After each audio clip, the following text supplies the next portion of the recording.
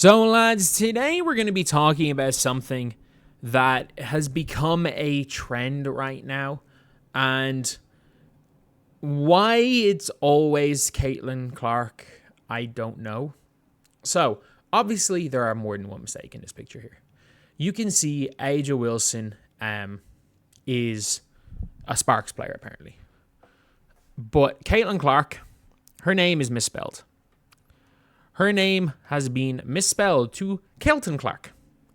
And you might think this is nothing, but it's like, it is a pattern of stuff that the WNBA media, and I'm going to be honest right here, the WNBA media seem to be going out of their way to make mistakes that involved Caitlin Clark. And hear me out here. If this is one thing, I don't really care. But this is the official WNBA account.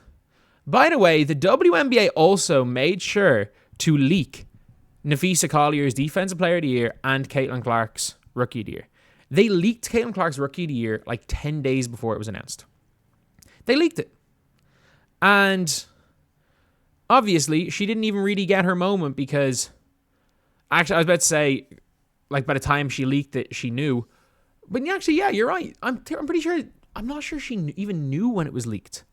Maybe she had just heard that day. But like her winning Rookie of the Year, I'm pretty sure was leaked while she was still in the playoffs. So it might have been that day that it got publicly leaked. So at least, so she ended up having to do all the photo shoots weeks later when it was officially announced. And we've then also have seen, when it comes to Caitlin Clark, there was something else. There was something they didn't announce, some massive record she broke. They just decided not to announce. And then there was another one where it was like she, or was it the the Player of the Month or the Player of the Week? They put up her highlight tape for Player of the Week when it came to Sabrina, and then gave it to Sabrina Ionescu. They were like Player of the Week Sabrina Ionescu and put a Caitlin Clark highlight tape. All of plays from her in the last week. So it's like, I don't know who decides these Players of the Week, but it's very clear that one of two things are the case. Either the person that's making these graphics is just careless, because they make, if you guys, very few of you guys probably followed me from 2K. Like 2K had like the worst quality assurance team ever, and they would make typos every week. I'm not joking. Like every single week there would be a typo. When it came to 2K stuff, where it's like, if it happens once or twice, no one really cares, but like they would have players' names wrong for years. Like Jorge Mirasan, they had his name spelled wrong for like 3 years. They made a big deal about getting Ha Sung-jin from Korea, and they made a whole thing about him being like the first Korean player and misspelled his name and called him Ha Sung-jun. Like that's the way it seems like the WNBA is going. But why is it that the mistakes are always with Caitlin Clark? To be fair, they do post more about Caitlin Clark than anyone else. That has to be part of the reason that if you're prone to making mistakes, you're going to make a lot more mistakes. You're going to make more mistakes for players you post about more often if you're prone to that anyway. But at the same time, we have to take into account that like the optics of this are just bad.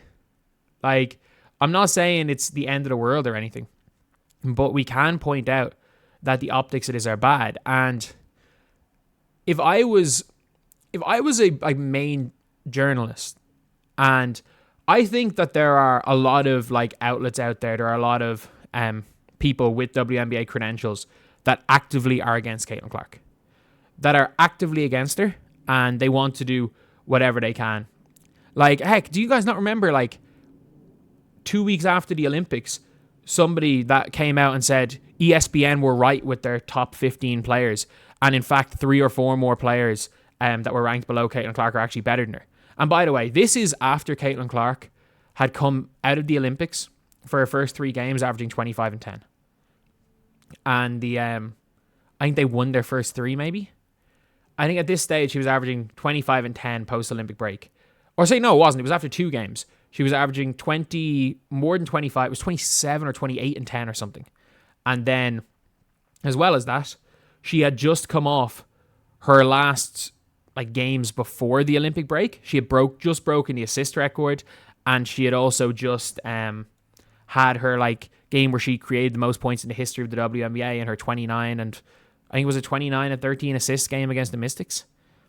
At that time was the most points anyone had ever created. And then she went and broke it again 2 games later.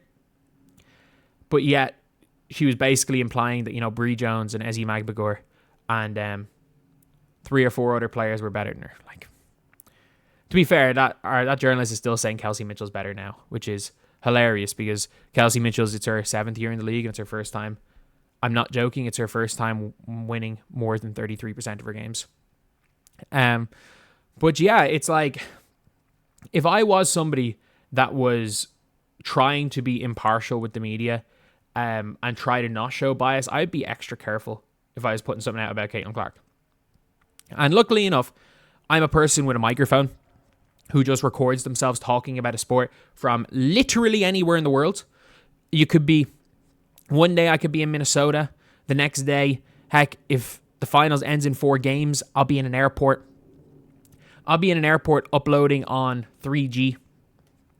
Uploading on my plane, from my plane on 3G, and paying for plane Wi-Fi to design my thumbnail. Like, that's actually something that's going to probably have to happen.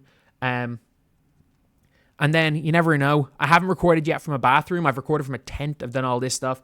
But I do feel that if you are trying to be impartial and you are, like, you should be extra careful that if you're going to not buy into the narrative that the media is against Caitlin Clark. And it's one of those things where it's like, you have to, because there's a narrative there, you have to be a bit extra careful. It's like coming into the Chicago Sky game. There was, I think it was the Seattle Storm game when Victoria Vivians smacked Caitlin Clark.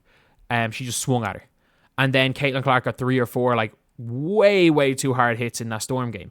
And then their next game was against the Sky. So everyone was talking about what's happening with Caitlin Clark. What are they doing? They're just hacking her. And then the next game, Kennedy Carter cheap shots her. So it's like in a game where you probably should just be extra careful to not do something that could like rile up the angry mob. She basically confirmed what the angry mob were screaming about. And the narrative has never and probably won't and did not change throughout her rookie year. Mainly because of that cheap shot. And yeah, so the narrative of the media is against Caitlin. And the problem is a lot of the media is against Caitlin. But if you're a WNBA, I don't think it's intentional. I hope it's not intentional, but it looks like it is. It really looks like it is. And it looks like whoever the WNBA social media admin is really either not careful enough or actively just trying to screw up stuff.